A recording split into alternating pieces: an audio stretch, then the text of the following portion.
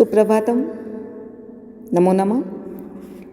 ધોરણ 12માં 20મું નાટ્યાંશ, જેનું નામ છે મુદ્રા નામ ધનમ પ્રોક્તમ, અભ્યાસ કરીશું. આજે આપણે મુદ્રા એટલે નાણું, પ્રોક્તમ એટલે કહેવાયેલું છે, એ જ ધન છે. તો અહીં આપણે વિષય પ્રવેશ જોઈએ તો આપણે આપણી જે પ્રાચીન સંસ્કૃતિ છે એને પણ જો સમજીએ તો સમયાંતરે જે ચલણી નાણું છે એ અલગ અલગ સ્વરૂપ ધારણ કરતું ગયું. પ્રાચીન સમયમાં કાગળના કે જે અત્યારે આપણે સિક્કા જોઈએ છે એના પૈસા ધન રૂપે ન હતું. જ્યારે આદિમાનવની વિકાસ યાત્રા શરૂ થઈ ત્યારે તેઓ એક વસ્તુ ઉત્પાદન કરતા અને એની બીજી વસ્તુની જરૂર પડતી ત્યારે એકબીજા સાથે આપ-લે કરતા એ વસ્તુની, એટલે કે સાતા પદ્ધતિ તરીકે એને ઓળખવામાં આવતી. જો તમને કદાચ ખ્યાલ હોય તો મોહનજોદડો નામની જે મૂવી આવી હતી એમાં કદાચ તમે જોયું હશે કે સાતા પદ્ધતિ, જે નીચલું બજાર અને ઉપલું બજાર બે વ્યવસ્થા હતી, એમાં બજારમાં એક વસ્તુ લઈ અને બીજી વસ્તુ લેવામાં આવતી. આ વિનિમય પદ્ધતિથી લોકો પોતાનો વ્યવહાર કરતા, એટલે કે અમુક વસ્તુને પ્રતીક કે માધ્યમ બનાવી બીજી વસ્તુ આપ-લે થતી. આ પ્રતીક કે માધ્યમ વધારે પ્રચલિત સફળ બની હોય તો તે છે, આ પ્રતીક કે માધ્યમમાં જો કોઈ વસ્તુ સફળ હોય તો એ છે મુદ્રા, જે એક પ્રકારનું ધન છે. હવે આ સાતા પદ્ધતિમાં શું થયું કે કોઈએ ઘઉં ઉત્પાદન કર્યું હોય અને એની સામે બીજાએ બાજરી ઉત્પન્ન કરી હોય તો એકબીજા સાથે આપી લે, પણ એ બેની કિંમતમાં ફેર હોય ત્યારે ત્યાં તકલીફ પડતી. તો વૈવિધ્યસભર જે મુદ્રાઓ છે એની પરિકલ્પના પ્રાચીન સમયથી થતી આવી. ભારતમાં પણ આ મુદ્રાઓ પ્રચલિત બની અને આ મુદ્રાઓ જે છે એ કઈ ધાતુમાંથી નિર્માણ પામેલી હતી એ 18મી ને 19મી સદીમાં જે કેવી રીતે અસ્તિત્વમાં આવી એના વિશે અહીં સંવાદાત્મક આપણો જે લેશન છે ગુરુ અને શિષ્યનો, એનો અભ્યાસ કરીશું. તો મુદ્રાની જરૂર કેમ પડે છે? તો કે માનવ જીવનના જે 4 પુરુષાર્થો છે, ધર્મ, અર્થ, કામ અને મોક્ષ, દરેક વ્યક્તિ જ્યારે જન્મ લે છે ત્યારે આ 4 પુરુષાર્થો સાથે જ એનું જીવન વ્યતીત થાય છે. ધાર્મિક જીવન, કામના, મુક્તિ મેળવવી, અને અર્થ એટલે કે નાણું, જીવન વ્યવહાર ચલાવવા માટે ધન જરૂરી છે. તો આ જે ધન છે એનાથી જ વ્યક્તિ પોતાની જીવન જરૂરિયાતની વસ્તુઓ ખરીદે છે, જેમ કે અન્ન છે, વસ્ત્ર છે, પશુ છે, ગૃહ, ઘરની જુદી જુદી વસ્તુઓ છે, બરાબર. તો માનવ જીવનનું આ લક્ષ્ય જે છે એ ધન કે અર્થને સ્થાન આપવામાં આવેલું છે માનવ જીવનમાં વસ્તુઓ ખરીદી માટે. તો આ જે નાણું છે કે ધન છે એ સમયાંતરે કેવી રીતે અસ્તિત્વમાં આવ્યું, પ્રાચીન સમયમાં કયું ધન ચાલતું હતું, એ વિશે ગુરુ અને શિષ્યનો સંવાદ અહીં આપણે જોઈશું. શિષ્ય: ગુરુ વડ્યા સાદરમ નમો નમઃ. શિષ્યનો સંવાદ છે, કે છે ગુરુવર સાદર નમો નમઃ એટલે સાદર પ્રણામ. ગુરુ કહે છે વર્ધતામ, વર્ધતામ એટલે આશીર્વાદ આપે છે અને કહે છે વૃદ્ધિ પામો. શિષ્ય કહે છે, શિષ્ય વદતી અદ્ય મયા એકમ પદ્યમ પથિતમ. શિષ્ય ગુરુને કહે છે કે હે ગુરુજી, અદ્ય એટલે આજે મેં એક પદ્યનો અભ્યાસ કર્યો, અથવા મેં એક આજે પદ્ય વાંચ્યું. અને પદ્ય એટલે કે શ્લોક જે છે, અને કયો શ્લોક છે એ બોલે છે યસ્યાસ્તિ મુદ્રા સ નરઃ કુલીન સ એવ વિદ્વાન સચ માનનીય સ એવ નેતા સચ રક્ષણીય સર્વે ગુણા તામ યાન્તિ લોકે. અસ્ય પદ્યસ્ય તાત્પર્યમ જ્ઞાતુમિચ્છામિ. શિષ્યને આ શ્લોકનો અર્થ સમજાયો નહીં, એટલે એ કહે છે કે હે ગુરુજી, હું આ પદ્યનો અર્થ જાણવા માટે ઈચ્છું છું. તો સૌપ્રથમ આપણે આ જે પદ્ય છે એને અનુવાદ સમજીશું. યસ્ય અસ્તિ મુદ્રા, મુદ્રા એટલે મુદ્રા કે ધન કે નાણું, જેની પાસે ચલણી નાણું, ચલણ, સિક્કો આપણે મુદ્રા શબ્દનો જ પ્રયોગ કરીશું. યશ્ય અસ્તિ મુદ્રા એટલે કે જેની પાસે ધન છે, સ નરહ તે વ્યક્તિ કેવો કહેવાય છે. તો આપણે પણ સમાજમાં જોઈએ છે કે ગુજરાતીમાં કહેવત છે, નાણાં વગરનો ના થયો ને નાણે નાથાલાલ. એટલે કે જેની પાસે પૈસા ન હોય ને, ગરીબ વ્યક્તિ હોય ને, એને બધા વ્યક્તિ તુચ્છખાડથી બોલાવે છે, એ નાથ્યા અહીં આવો, બરાબર છે. પણ જ્યારે એની પાસે ખૂબ ધન હોય ને, ત્યારે બધા એને માન સન્માન આપે છે, ભલે એ અભણ હોય. 3 ઇડિયટમાં જોજો કે ચાચરદાસ નામે જ્યારે આમિર ખાન ભણવા આવે છે, ત્યારે ઓરિજિનલ તો કોઈ બીજો જ હોય છે, એના નામે ભણે છે, પણ એ અભણ હોય છે, પણ નગરમાં એને બધા માનપાન આપે છે. એટલે અહીં જુઓ કે આ શ્લોકનો અનુવાદ એવો થાય છે કે જેની પાસે ધન છે તે વ્યક્તિ કુલીન એટલે કુળવાન કહેવાય છે. ભલે ગમે એટલા કુળનો હોય, ગમે ખરાબ કુળનો હોય, પણ જો રૂપિયા છે ને તો એને કુળવાન ગણવામાં આવે છે. સ એવ વિદ્વાન, એ કંઈ પણ બોલશે ને તો એને વિદ્વાન ગણવામાં આવશે. સચ માનનીય, કારણ કે એનું માન સન્માન બધે જ હશે, કારણ કે એની પાસે રૂપિયા છે, ધન છે, તો વ્યક્તિઓ એમને આવકારશે. સ એવ નેતા, કારણ કે નેતા બનવું હોય તો રૂપિયા ખર્ચવા પડશે, ઇલેક્શન આવે, બરાબર, બધા વ્યક્તિઓને પોતાના તરફ કરવા પડે, તો એ જ નેતા છે. સચ રક્ષણીય, ઘણા બધા અબજો રૂપિયા હોય એટલે બોડીગાર્ડની જરૂર પડે, માણસો એને સાચવવા માટે જોઈએ, તો એ જ રક્ષવા યોગ્ય છે. સર્વે ગુણાહા તામ યાંતુ લોકે, તામ અનુયાંતિ લોકે, જગતમાં, લોકે એટલે જગતમાં બધા જ ગુણો તેને અનુસરણ કરે છે, તેને અનુસરે છે. કોને? તો કે જે વ્યક્તિ પાસે પૈસા છે કે ધન છે, જે વ્યક્તિ ખૂબ જ પૈસાવાળો છે તે જ કુળવાન કહેવાય છે, તે જ વિદ્વાન છે, તે જ માનનીય છે, તે જ નેતા છે, તે જ રક્ષણ કરવા યોગ્ય છે. બધા જ ગુણો આ દુનિયામાં તેને અનુસરે છે. ગુરુ કહે છે સાધુ શિષ્ય સાધુ. ખરેખર શાબાશ, આ શ્લોક તે સમજવા માટે આવ્યો એના માટે ગુરુ એને શાબાશી આપે છે. શાબાશ શિષ્ય. અસ્મિન પદ્યે મુદ્રાયાઃ મહત્વમ પ્રતિપાદિતમ અસ્તિ. અસ્મિન પદ્ય એટલે આ શ્લોકમાં મુદ્રાનું મહત્ત્વ પ્રતિપાદિત કરવામાં આવ્યું છે, એટલે કે સમજાવવામાં આવ્યું છે. શિષ્ય ગુરુવઃ કેયમ મુદ્રા ઇતિ, કે ઇયમ મુદ્રા ઇતિ, સંધિમુક્ત પણ આપણે સમજીશું. શિષ્ય કહે છે, હે ગુરુજી, આ મુદ્રા એટલે શું? ગુરુ વદતી શૃણુ શિષ્ય, સાંભળ શિષ્ય, મુદ્રાનામ ધનમ પ્રોક્તમ વિનિમયસ્ય સાધનમ ધાતુમયી તથા ચાન્ય કરગજા પ્રકીર્તિતા. પ્રકીર્તિતા એટલે કહેવાયેલી છે. મુદ્રાનામ ધનમ પ્રોક્તમ વિનિમયસ્ય સાધનમ, સંસ્કૃતના એમસીક્યુના પ્રશ્નમાં પૂછાશે કે મુદ્રા નામનું ધન એ વિનિમયના સાધન તરીકે કહેવાયેલું છે. વિનિમય એટલે આપલે કરવા માટેનું સાધન એ મુદ્રા નામનું ધન છે. તે કેટલા પ્રકારનું છે?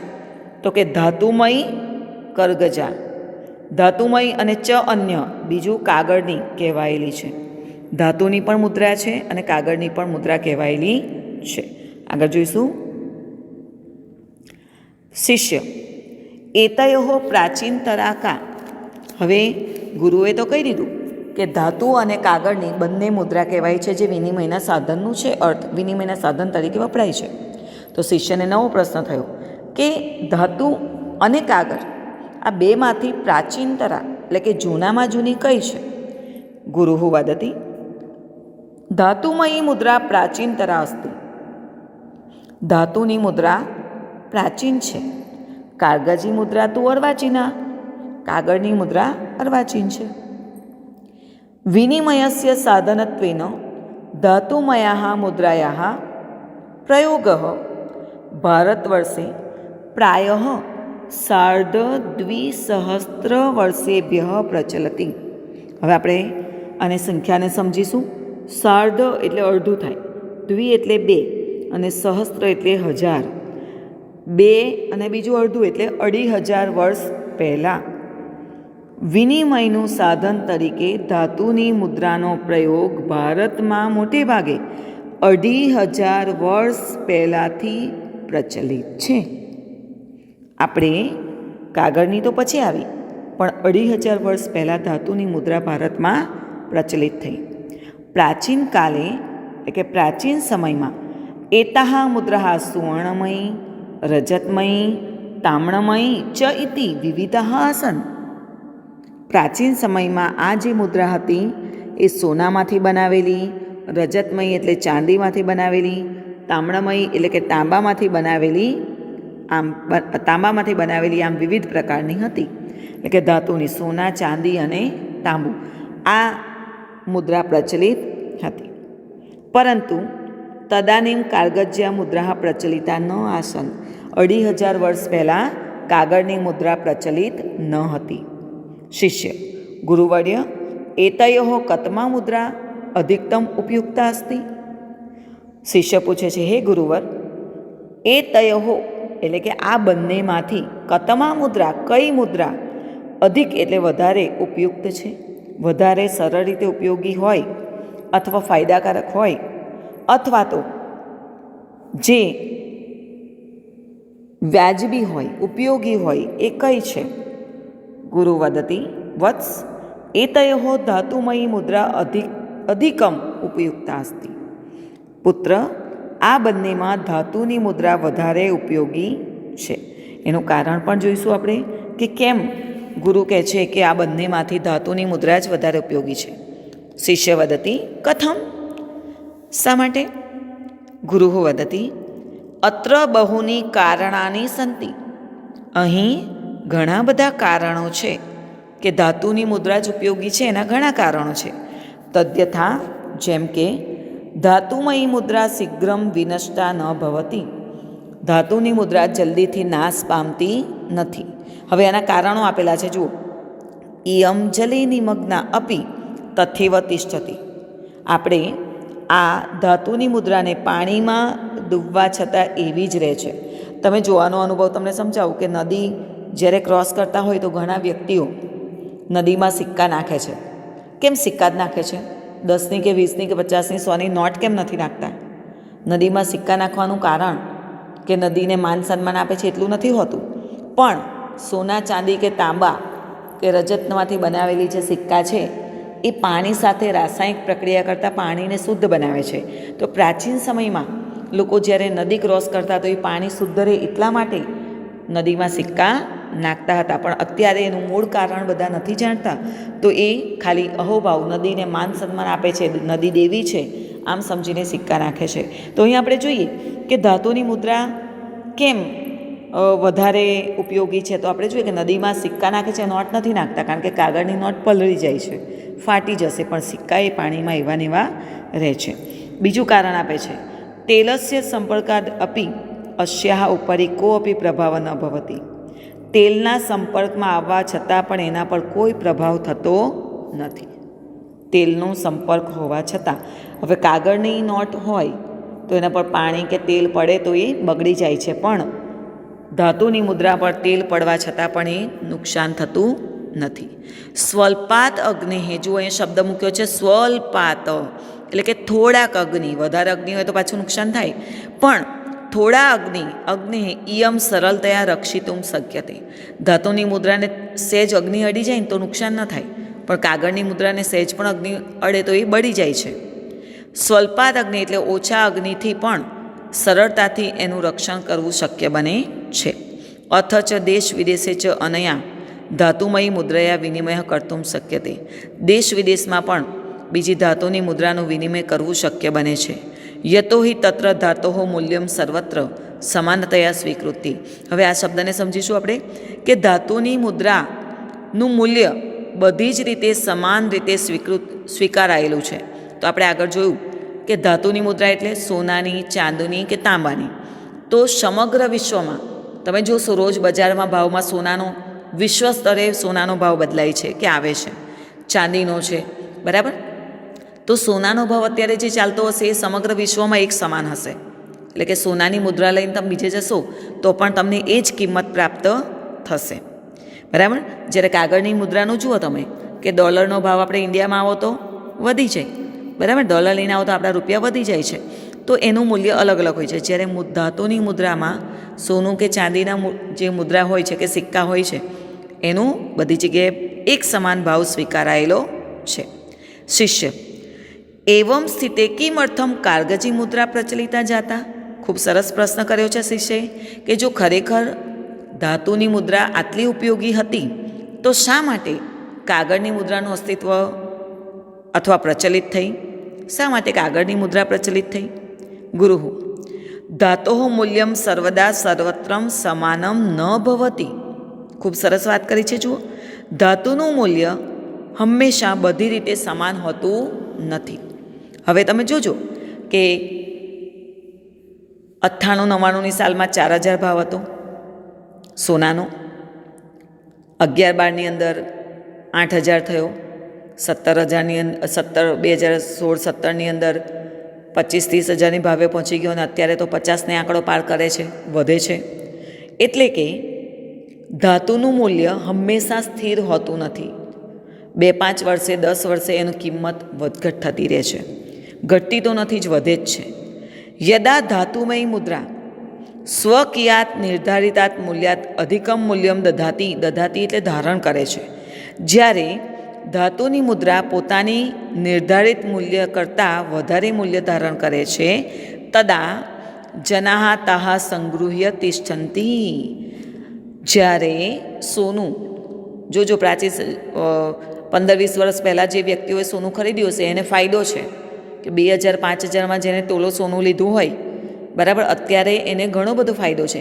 તો વ્યક્તિઓ ઇન્વેસ્ટમેન્ટ, બેંકમાં વ્યાજ ઓછું મળે, બરાબર, કેશનું ઇન્વેસ્ટમેન્ટ જમીનમાં છે, મકાનોમાં છે, એમાં ઇન્વેસ્ટમેન્ટ કરવા કરતાં લોકો સોનામાં ઇન્વેસ્ટમેન્ટ વધારે કરશે, કારણ કે એમને ખબર છે કે સોનાની કિંમત દિવસે ને દિવસે વધે છે, એટલે એમને ફાયદો વધારે રહેશે. એટલે લોકો સોનાનો સંગ્રહ કરશે, ચાંદીનો સંગ્રહ કરશે, બરાબર.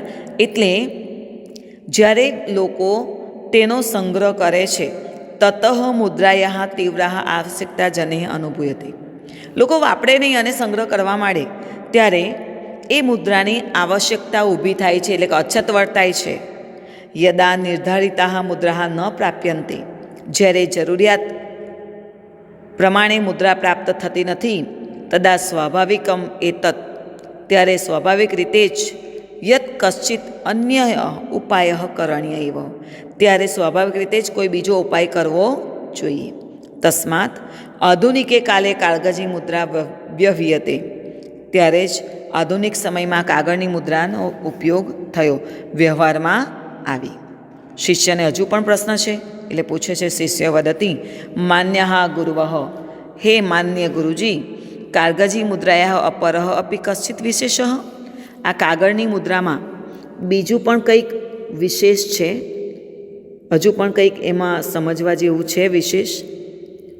ગુરુ વદતી ધાતુમયી મુદ્રા ભાર સહિતા ભવંતી, કાગજી મુદ્રા ભાર રહિતા ભવંતી. હવે સમજો, ખૂબ સરળ અને સિમ્પલ લેશન છે.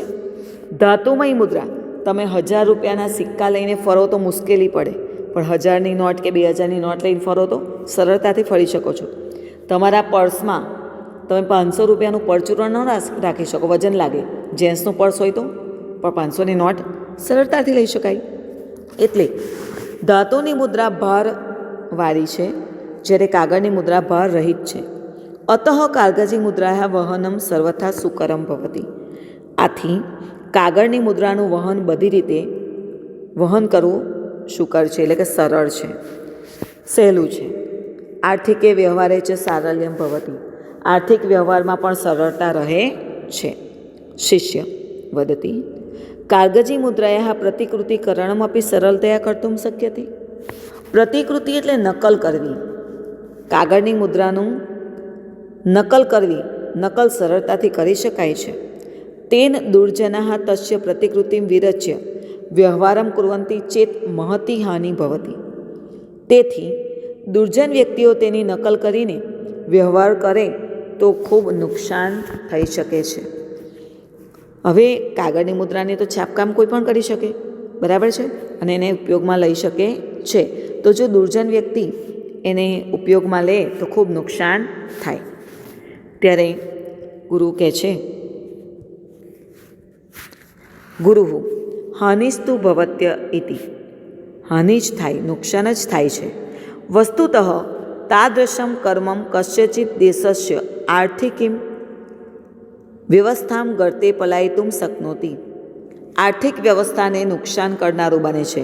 કોઈ આપણે કહીએ ઘણીવાર ડુપ્લિકેટ નોટ આવે છે, 500ની બજારમાં ડુપ્લિકેટ નોટ ફરતી હતી, તો એના માટે ચિહ્નો ન્યૂઝપેપરમાં આવતું હતું, વોટ્સઅપ પર ફરતું હતું કે આવી આવી નિશાનીઓ હોય તો એ નોટ ડુપ્લિકેટ છે, નકલી છે. તો જ્યારે ખરેખર તાદૃશમ કર્મ, આ પ્રકારનું કાર્ય કોઈ પણ દેશની આર્થિક વ્યવસ્થાને પાડવા માટે, ખાડામાં ગળતે એટલે ખાડામાં પાડવા માટે યોગ્ય છે, એટલે પાડી શકે છે. તાદૃશમ ન ભવેત, તેવું ન થાય. ઇત્યતઃ, તે માટે કાગજી મુદ્રાયામ કશ્ચિત વિશેષ ક્રિયતે, આવું ન કરવામાં આવે, આવું ન થાય, આર્થિક વ્યવસ્થા ખાડામાં ન પડે, તે માટે કાગળની મુદ્રામાં કોઈક વિશેષ કાર્ય કરવામાં આવે છે, એટલે કે કોઈક નિશાની મૂકવામાં આવે છે. કસ્તત્ર વિશેષ ભવતી, અને એ વિશેષ શું છે? ગુરુ વદતી સાંપ્રતિકે વ્યવહારે રૂપ્યક નામના યા કાગજી મુદ્રા પ્રચલિતા અસ્તિ. અત્યારના સાંપ્રતિક એટલે કે વર્તમાન સમયના વ્યવહારમાં જે કાગળની મુદ્રા પ્રચલિત છે, તસ્યામ શાસનેન બહુની કૂટ સ્થાનાની સ્થાપિતાની સંતિ. શાસન એટલે સરકારે તેમાં ઘણા બધા કૂટ સ્થાનાની એટલે કે છુપા સ્થળ રાખેલા છે. તદ્યથા, જેમ કે શતરૂપકસ્ય એટલે કે 100 રૂપિયામાં, તદ અધિક રૂપ્યકસ્ય અથવા તેનાથી વધારે રૂપિયામાં, કાગળની રૂપિયામાં, ભારતીયાના મુદ્રાયામ એટલે કે 100 રૂપિયા અથવા તેનાથી વધારે રૂપિયાના ભારતીય કાગળના મુદ્રામાં જલચિહ્ન, સુરક્ષા સૂત્ર, ઉદ્ગત મુદ્રણમ, અદ્રશ્યમ ચિહ્નમ, સૂક્ષ્મ અક્ષરલેખ ચ ઇતિ. તો કઈ કઈ નિશાનીઓ તમે તમારી પાસે 10, 20, 50, 100, 500, 1000, 2000 જે પણ નોટ હોય એ જોજો કે દરેકમાં તમને કંઈક અલગ ચિહ્ન જોવા મળશે. અને અત્યારની જે નવી નોટો આવી છે એમાં તો આપણી ભારતીય સંસ્કૃતિને ઉજાગર કરતા ઘણા બધા સ્થાપત્ય, શિલ્પ સ્થાપત્યના નમૂનાઓ પણ છાપેલા છે. તો જૂની નોટ, નવી નોટ તમે જોશો તો ઘણા બધા આવા ચિહ્નો જોવા મળશે. તો અહીં જોઈએ કે 100 રૂપિયા અથવા તેનાથી વધારે ભારતીય કાગળની મુદ્રામાં પાણીનું ચિહ્ન, સુરક્ષા સૂત્ર. હવે સુરક્ષા સૂત્ર એટલે શું? તો તમે જોજો કે બજારમાં જ્યારે મોટી કિંમત 500ની નોટ તમે આપશો ને તો દુકાનદાર નોટને ઊંચી કરીને જોશે, એટલે કે વચ્ચેનો જે તાર છે, સૂત્ર એટલે દોરો, સુરક્ષા કરનાર જે તાર છે એ એને જોશે. ઉદ્ગત મુદ્રણ, ઉદ્ગત એટલે ઉપસાવેલું છાપકામ. હવે ઉપસાવેલું છાપકામ કેમ હોય? તો કે ન દેખાય તેવું ચિહ્ન છે પણ એ છાપકામ ઉપસાવેલું છે. જે અંધ વ્યક્તિ છે, પ્રજ્ઞાચક્ષુ છે, એ હાથના સ્પર્શથી ઉપસાવેલા ચિહ્નથી જોઈ શકે કે આ કેટલાની, સમજી શકે કે કેટલાની નોટ છે એમ. તો એ ઉપસાવેલું ચિહ્ન છે. અદ્રશ્ય ચિહ્ન કે જેને જોઈ ન શકાય. સૂક્ષ્મ અક્ષરલેખ, ખૂબ જ ઝીણા અક્ષરોનું લખાણ. આમ આવા છુપા ચિહ્નો છે. પ્રતિકૃતિ કરતા રહો એટલે કે નકલ કરનાર. એતાન વિશેષતાન પ્રતિકૃતિ શું ન પ્રભવંતી, કર્તુમ ન પ્રભવંતી, એટલે કે જે નકલ કરનાર છે એ આવા ઝીણા સૂક્ષ્મ ચિહ્નોને નકલ કરી શકતો નથી. શિષ્ય: સાધુ ભગવાન, સાધુ. આભાર. સરસ ગુરુ, સરસ. ભવદ્ભિઃ સમ્યક પ્રબોધિતાઃ. ભવદ્ભિઃ એટલે તમારા દ્વારા, પ્રબોધિતાઃ એટલે જાણકારી, મને ખૂબ સરસ જાણકારી આપવામાં આવી. વયમ એટલે અમને ખૂબ સરસ જાણકારી આપવામાં આવી. અસ્માભિઃ સર્વે દેશવાસીભિઃ કાગજી મુદ્રાયાઃ વર્તમાનાઃ એતે સર્વે વિશેષાઃ વિશેષતઃ અવગંતાઃ. અસ્માભિઃ એટલે આપણે બધા જ દેશવાસીઓએ કાગળની મુદ્રામાં, વર્તમાન કાગળની મુદ્રામાં રહેલા બધા જ વિશેષ ચિહ્નોને સારી રીતે જાણવા જોઈએ. યેન વાસ્તવિકી કૃત્રિમા ચ મુદ્રા વયમ સરળતયા અવગંતુમ શક્નુમઃ. જેથી આપણે સાચી અને નકલી મુદ્રાને, કૃત્રિમ અથવા નકલી મુદ્રાને સારી રીતે સમજી શકીએ કે જાણી શકીએ. કિમ અન્યત્ય, બીજું શું? ભારતીય જને સર્વે કાગજી રૂપ્યકે સ્થિત. બધા જ ભારતીય લોકોએ કાગળમાં રહેલા વિજ્ઞાતવ્યો વિશેષ અત્ર સ્થાપિત શાસને ચ યહ. સરકારે જે વિશેષ એટલે ચિહ્નો સ્થાપેલા છે તેને વિજ્ઞાતવ્ય એટલે જાણવા જોઈએ. સરકારે કાગળની મુદ્રામાં જે વિશેષ ચિહ્નો મૂક્યા છે, સ્થિત એટલે મૂક્યા છે, એ બધા જ ભારતીય લોકોએ તેને જાણવા જોઈએ. અસ્યાહ જ્ઞાત્વા, તેને જાણીને વિશેષતુ પરાન, તે નિશાનીઓ બીજાને પણ, તે ચિહ્નો બીજાને પણ સર્વાન બોધયેત, બધી રીતે તેમને બોધ આપવો જોઈએ. તદ એવ રૂપ્યક અસ્યસ્ય પ્રતિકૃતિન ન સંભવેત, ત્યારે જ આ રૂપિયાની નકલ કરવું સંભવ બનતું નથી. એટલે કે આપણે અસલી અને નકલી નોટોમાં શું ફેર છે એની જો આપણને માહિતી હોય તો આપણે એને ઓળખી શકીએ છીએ અને એની નકલ કરવાનું સંભવ થતું નથી. તો દરેક ભારતીયોએ આ નિશાનીને જાણવી